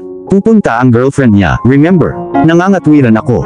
Hindi kami sigurado na siya ang girlfriend niya, sweetie. Nagsalita na si Kenny this time. For once I agree with Diana. Maybe you need to talk with him and know why he thinks you're in danger. It's better safe than sorry. Halos ito ang unang pagkakataon na magkasundo ang dalawa sa isang bagay. Siguro dapat kong ituloy ang advice nila. Fine, but I won't stay there for long. Enough of me, Diana, how was your day? Nang huminto ang taxi sa gate, bumaba ako at inabot sa kanya ang isang $20 bill. Nakarating ako sa gate at napagtantong dumami na ang mga security men. That came side by side with the interrogation. Humigit kumulang 10 minuto nilang sinusubukang kilalanin ang aking sarili. Nang tapos na ako sa kanila, naglakad ako sa walang katapusang driveway na iniisip ang lahat ng kailangan kong sabihin kay Mr. Black. Nang makarating ako sa pinto, pinindot ko ang bell at nagpakita si Leo. Irish, how are you? Tanong niya na medyo nagulat nang makita ako. Nakangiti akong pumasok. I'm good. Ikaw? Ngumiti din siya. I feel better seeing you. But I have a stronger feeling that you came to see boss. He's in his study upstairs. Go meet him then come see me. Napangiti ulit ako. Salamat Leo. Pagkatapos ay tinahak ko ang daan sa itaas. Matagal na akong nagtatrabaho dito para malaman ko ang daan ko. Mayroong 15 bedrooms, 5 sitting rooms, 2 study rooms at 2 kusina. Meron ding indoor pool, isang theater at syempre, ang aking silid sa arts. Pagdating ko sa study niya, bahagyang nakabukas ang pinto kaya sumilip ako. What I saw knocked off the air in me. Nanaginip ba ako? Oh God, mas mabuting managinip na lang ako. Si Mr. Romano at ang kanyang girlfriend ay nakatungo sa isang mesa na puno ng white powder. Coke iyon, tanging isang tanga lang ang walang ideya sa kanilang ginagawa. At saka yung mga baril na nasa mesa. Naramdaman kong umikot ang ulo ko. Tumigil sa pag-function ang utak ko. Tumalikod na ako para umalis pero napatigil ako sa mataas na boses. I don't know why you're dragging her into all of this, Alex. You know what might happen to her, sinabi niya. Nagulat talaga ako nang magsalita siya ng English. Huminga ng malalim si Mr. Black. I don't know what you're talking about. Sumilip ulit ako. Sa sobrang sarap ni Mr. Black sa kanyang ginagawa ay hindi man lang niya napansin na nagdagdag pa ng coke sa mesa ang kanyang girlfriend. I just think it's wrong cause now, they're not only after her, they're after her mom. Mabilis kong tinakpan ang aking bibig, pinipigilan ang paglabas ng hininga. Kaya tama si Mr. Black. Nasa panganib kami ni Mommy. I have a feeling Garrett Montalvo is behind this. I'm chop off his balls if he drags her into this. Illusions is my club. That fucker doesn't expect me to sell it to him. I've got a bad feeling about all of this, sabi ni Mr. Black. Sino si Garrett Montalvo? At bakit ako nasa trouble? And now that I think of it, I feel like he's the one who killed her. Sinuklay ng daliri ng girlfriend ni Mr. Black ang kanyang buhok, hindi sinasadyang naglagay ng coke doon. It's about time you forget about her. It's been 4 years, Alex. I thought you moved on already. Let that wound heal. The beauty queen said, who could ever think she had a heart? And who's this her, na lagi kong naririnig na sinasabi niya. Papatayin ko si Montalvo. Kailangan ko lang ng oras para patunayan na pinatay niya ang babae ko. Just some more time. I swear he's gonna regret why he didn't die in his mother's womb, narinig kong sabi ni Mr. Black sa pilit na boses. He looked so sad and it hurt to see someone I thought was this strong have a broken heart. Ipinatong ng kanyang girlfriend ang kanyang palad sa kanyang likod. I'm here for you, Alex. I'll always be here for you. Tumingin si Alex sa kanya nang may labis na pagsamba, masakit tingnan ang mga ito. They looked so good together. Sana ako na lang ang tinitigan niya ng ganyan. I know Jade. I know you'd always be there but you've got your own life to live. You've got other responsibilities. You've always been there since we were kids. And for that, you'd always have a special place right here. Sabi niya sabay lagay ng kamay sa dibdib niya. She kissed him. A full-blown kiss. I love you so much, Alex. I've never told you this but I do. Seryosong sabi niya. Mukhang nahuli siya ng kanyang mga salita. You what? She laughed so hard, at walang pagtatalo pagdating sa kung gaano siya kaganda. Not that kind of love, Alex. You're my best friend and I love you for that. Plus we're bed buddies. I'm not interested in that kind of love. I don't do relationships. Hindi ko alam kung gaano kalaki ang tensyon sa akin hanggang sa hinayaan ko ang kanyang mga salita sa aking isipan. Ito ay matamis na kaluwagan. At sa unang pagkakataon ngayon, napangiti ako. Nakakagaan ng loob na malaman na wala sila sa isang relasyon. And besides, I know you feel something for Irish. So I can't love you like that, narinig kong sabi ni Jade. Maaaring maging mas mabuti ang araw na ito. Pagkatapos ng pag-uusap namin ni Mr. Black, wala akong choice kundi bumalik sa mansyon dahil ang dami kong tanong. Sinabi sa akin ni Leo na nasa opisina niya siya kaya lumakad ako para puntahan siya at tanungin siya kung bakit ako nasa trouble. Naglalakad ako sa hallway nang marinig kong may sinabi si Mr. Black sa Italian at tumawa ang maganda niyang girlfriend. Tumayo ako at pinanood sila. They looked so good together, ang sakit titigan. Humigop siya ng whiskey sa baso niya at kinuha iyon ng girlfriend niya at uminom din. Mga 2 minuto akong nakatayo doon at nanunood nang biglang tumunog ang phone ko dahilan para mapaharap ang 2 ulo sa akin. Mahal na marmol na sahig mangyaring buksan at lamunin mo na ako. What the heck are you doing there? Tanong ni Mr. Black sa malamig na tono. Hindi malupit, kalmado lang at malamig, at full of disgust. Hindi ako nakaimik. Hindi ko talaga alam ang sasabihin ko. I came to talk. Ito ay lumabas na parang tanong. O Irish, ngayon ay iisipin niyang snitch ka. Pinasadahan niya ng mga daliri ang jet black niyang buhok. Para siyang nasa cover ng magazine na hindi nakatayo dito na nakatingin sa akin. Magsasalita na sana siya nang may sinabi sa kanya si Jade sa Italian. Tumango lang siya bilang pag-unawa at naglakad na siya palayo. Sumunod ka sa akin. Utos niya na dinala ako sa sitting room. Alam kong ayaw niyang mag-usap kami sa kanyang study dahil puno ito ng droga at baril. Nang makarating na kami sa aming destinasyon, umupo siya at tumingin sa akin na para akong karne. Namilipit ako sa kanyang matinding titig. Bakit ka pumunta dito? Akala ko ba sabi mo hindi ka na magtatrabaho sa akin? Tumango ako na parang bata. Tama ka, hindi na ako magtatrabaho para sa'yo. Pumunta ako dito para alamin kung bakit ako nasa trouble. Matapang na wika ko. Parang nahuli siya sa sinabi ko. Pero tinakpan niya ito ng kunot noo. Ayokong pag-usapan ito ngayon, sabi niya at tumayo na para umalis, pero tumayo din ako at tumayo sa harapan niya. Hindi siya aalis. Namalayan kong nakaharap na pala ako sa dibdib niya. Kinailangan kong itagilid ang ulo ko para tingnan ang mukha niya. Matangkad ang lalaking ito. I mean mas matangkad sa akin. Tumaas siya sa ibabaw ko. Hindi ko hinayaang makagambala sa akin ang pagkakaiba ng taas. Hindi ka pwedeng tumayo lang dito at sabihin sa akin na ayaw mong pag-usapan ito. This is my safety and the safety of my mom we are talking about. Look here mister, we're having this conversation right here. Right now. Nagulat ako sa pagiging matapang ko ngayon. I mean facade lang ito dahil deep down, I mean right in there, my heart was having somersault in fear. Bumaba ang tingin niya sa akin. Fine, anong gusto mong malaman? Napakamot ako sa noo ko. Bakit ako nasa trouble? Akala ko hindi siya sasagot sa paraan ng tingin niya sa akin pero nagsalita siya. There's this guy, Montalvo. He wants half of one of my clubs. I can't give that to him. The fucker's furious.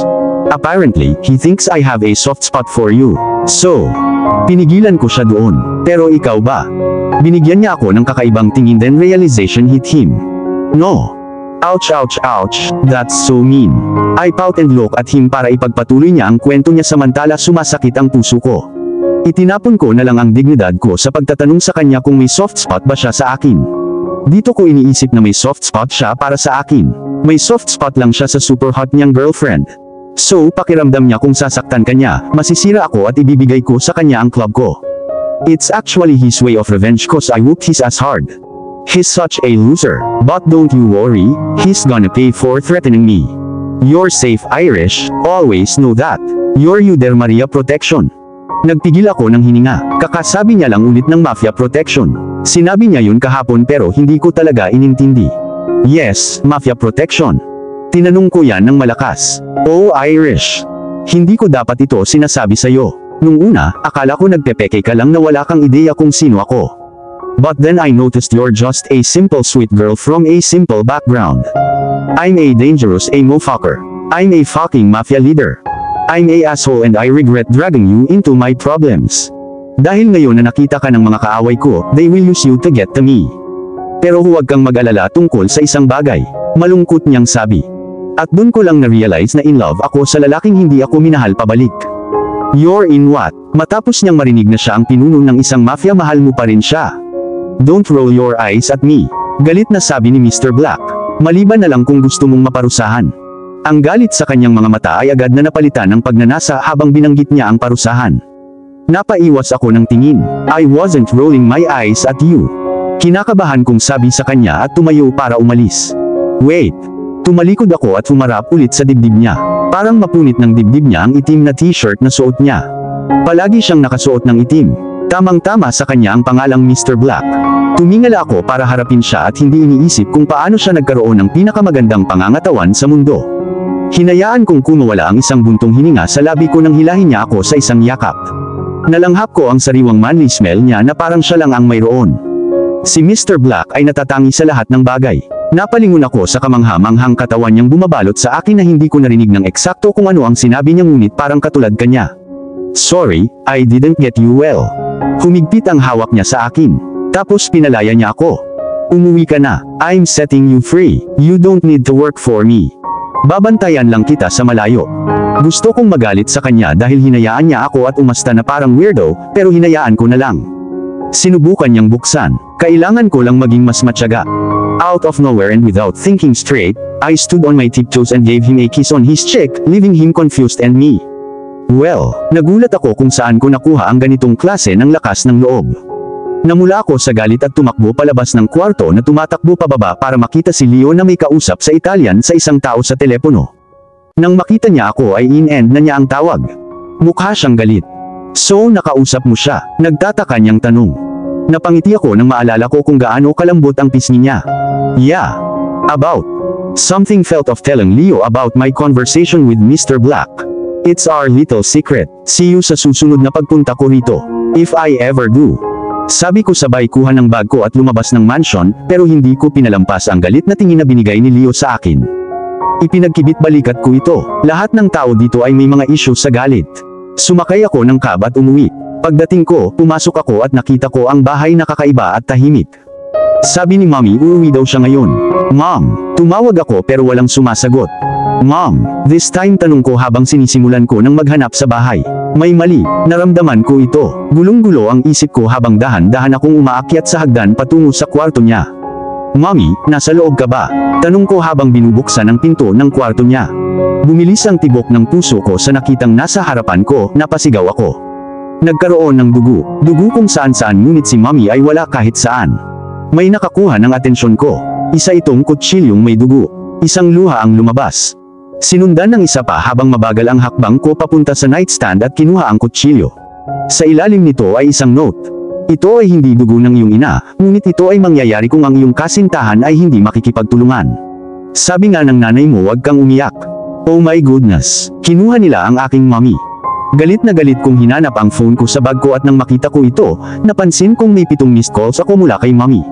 Namulat sa isip ko ang pagtatangka ni Mommy na tawagan ako noong nasa mansyon ako at tuluyan ko itong hindi pinansin dahil sa atensyon na nakukuha ko mula kay Mr. Black at sa kanyang girlfriend. Oh my God! Sinubukan ko ulit tawagan si Mommy pero nakablock yung number. Tinawagan ko si Mr. Black at kinuha niya sa ikatlong ring. Irish. Ang malalim niyang husky voice ay umalingaw mula sa kabilang linya. Hindi ko napigilan ang mga hikbi ko. Mr. Black, my mom is. What's wrong with her? She's gone. Inilayo siya. Kinuha nila ang mommy ko. Sabi ko habang tumutulo pa ang luha. At lahat ng ito ay dahil sa iyo, sambit ko. Narinig ko siyang bumuntong hininga. Don't go anywhere. Don't call anybody, most especially the police. Don't tell anybody about this Irish. Papunta na ako. Ibinaba ko na ang tawag at napaupo sa kama habang umiiyak. Oh mom, I'm so sorry. Kung sinagot ko lang tawag mo. Hindi na ulit ako nakapag-isip ng maayos. Paano kung pinatay nila ang taong pinakamamahal ko? Paano kung pinatay nila ang mommy ko? Maya-maya lang ay tumunog ang doorbell kaya tumakbo na ako pababa. Wala akong pakialam sa katotohanang puno ng dugo ang mga bakas ng paa ko. Nang makita ko ang boss ko sa harap ko, at alam kong nasa panganib ang mommy ko dahil sa kanya, ginagawa ko lang ang nasa isip ko bago ko mapigilan ang sarili ko. Sinampal ko ang boss ko. Sinampal mo lang ang pinakadelikadong tao sa lungsod na ito. Mukhang nagulat siya sa ginawa ko. Hindi niya inaasahan iyon. Tingnan mo ang ginawa mo. Wala akong pakialam kung kaladkarin mo ako sa loob ng gulo mo pero hindi dapat kasali dito ang mommy ko, sabi ko sa inis ko. There's blood everywhere. Nag-iwan pa sila ng note. My mom is in danger, we need to find her. Nararamdaman ko ang lahat ng enerhiya sa akin na nawala habang ang mga imahe ng aking ina sa mga kamay ng mga mamamatay tao ay lumalim sa aking isipan. Hindi na napigilan ang mga luha ko. Hinila ako ni Mr. Black sa isang yakap sa takot na matumba ako. Galit ako sa kanya pero kailangan ko ng suporta niya. Nanghina na ang mga buto ko at napunit ang puso ko. Niyakap ko siya habang tumutulo ang mga luha. We have to save her. She means the world to me. Hinding-hindi ko mapapatawad ang sarili ko kapag may nangyaring masama sa kanya. Hinimas niya ang buhok ko na parang bata. It's alright Irish, everything's gonna be alright. I'm right here. Alam kong hindi ko dapat naramdaman ang nararamdaman ko ngayon, pero ang yakap niya ang nagpakalma sa akin. Dinala ko siya sa kwarto ng mami ko, kumuha siya ng ilang litrato at ang note at kutsilyo. Pagkatapos ay tumawag siya sa isang cleaning agency upang gawing malinis ang bahay. Napagtanto ko na ito ang mismong ahensya na palaging nagpapadala ng mga manggagawa upang linisin ang kanyang mansyon. Ilang beses din siyang tumawag sa telepono at nagsalita sa purong Italian. You can't stay here Irish. Seryosong tono niyang sabi nang ibinaba niya ang tawag mula sa huling tawag. Umiling ako bilang pagtanggi. I'm in this mess because of him and now he think he can order me around. No, I'm staying here kasi baka biglang sumulpot si mommy. Nagdilim ang kanyang mga mata sa galit. Hindi siya sanay na makatanggap ng salitang no. Just quit being stubborn. You can't stay here anymore. It's risky, and your mom will not coming soon. Your safety is my priority. But Irish for once just listen to me. Is that too much to ask for? Alam kong nauubos na ang pasensya niya pero ito ang aking mommy na pinag-uusapan. Lumingon ako. Ayokong tingnan siya sa mata. Ang mommy ko ang pinakamahalagang tao sa buhay ko at kung sinabi niyang hahanapin niya siya, kailangan ko lang pilitin ang sarili ko na maniwala sa kanya. Saan ako titira? Sa bahay ko. Sapat na yun para bigyan ako ng panic attack. Just trust me on this one. My house is well secured and has enough guards. You'll be safe there. I want to keep you low-key for now habang tinutuntun ko kung sino ang nasa likod nito. Sabi niya na parang negosyo ang tono. Napansin ko kung paano nakakuyom ang kamao niya. I'm so going to kill whoever is toying with you. Naguguluhan ako. Hindi ako pupunta sa mansyon. Pinasadahan niya ng kanyang mga daliri ang kanyang luscious black locks. Hindi mansyon ang tinutukoy ko. I'm talking about the place I go to whenever I need my space. Nag-impake ako ng isang bag na puno ng mga pangangailangan at damit at bumaba upang makita ang aking boss na sumasagot sa isang tawag sa telepono. Nang mapansin niya ang presensya ko ay tinapos niya ito at nagsalita. The agency would be here in 15 minutes. Iwanan mo na lang bukas ang bahay. Kapag tapos na sila, ipapadala nila sa akin ang mga susi. Let's go, we have a flight to catch right now. Napaawang ang bibig ko. Hindi mo man lang ako tinanong kung may passport ba ako. Sinubukan kong makipag-reason out sa kanya. Hindi ako nagtanong dahil alam kong meron ka, paano ka pa lumipat sa lungsod na ito? Iritadong tanong niya. Inilibot ko ang paningin ko. Well, you still have to ask.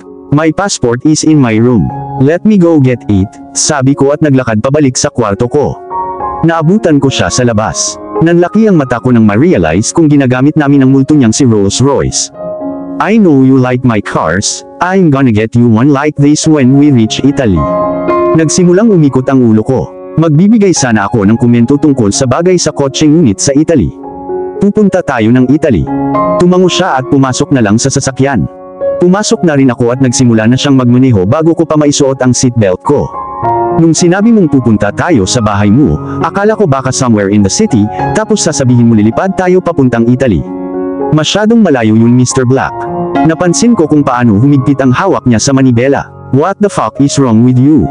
Hindi Black ang pangalan ko. Tumahol siya at napaatras ako. Okay Irish, if you keep talking, baka itapon ka niya sa bangin kaya tumahimik ka na lang. Tahimik lang ako sa buong biyahe papuntang airport. Nang makarating kami, nakita ko si Roberto. Lumapit siya at kinawayan ako ng nakakaakit ng ngiti, saka nagsimulang makipag-usap sa boss ko, sa wikang Italian. Nang matapos sila, sumakay si Roberto sa RR at nagmaneho. Napansin ko na ibang direksyon ang pupuntahan namin mula sa ibang tao. Saan tayo pupunta? Hindi niya pinansin ang tanong ko at hiniling niya ang passport ko. I rolled my eyes at him again and I knew it was getting on his nerves. Well, wala akong pakialam. Inabot ko sa kanya ang passport at nagpatuloy kami sa paggalaw. Nang makarating kami sa ibang airfield ay napagtanto kong lumilipad kami sa pamamagitan ng private jet. Tatlo ang mga jet na iyon. Dalawang itim at isang puti, lahat ay may initial. AMR. Choose one. Walang ganang, sabi niya, at muntik na akong mawalan ng malay. Gaano karaming pera ang maaaring magkaroon ng isang tao? 3 jet. Sobra lang yun. Inip niyang tinignan ang kanyang relo at napansin kong may piloto at 2 host sa gilid. Wala akong pinipili, kaya humalukip ako at ang aksyon ay naging dahilan para mapatingin siya sa boobs ko. Napansin kong nagdilim ang mga mata niya. Fine, have it your way, Marcus, we're flying with the Black Eagle. Tapos humarap siya sa akin at bumulong. You've been such a bad girl, it's about time na maparusahan ka. At dito na po, nagtatapos ang part 10 ng ating kwento. Sabay-sabay po nating abangan ang susunod na kabanata. Maraming salamat po, God bless and ingat po tayong lahat.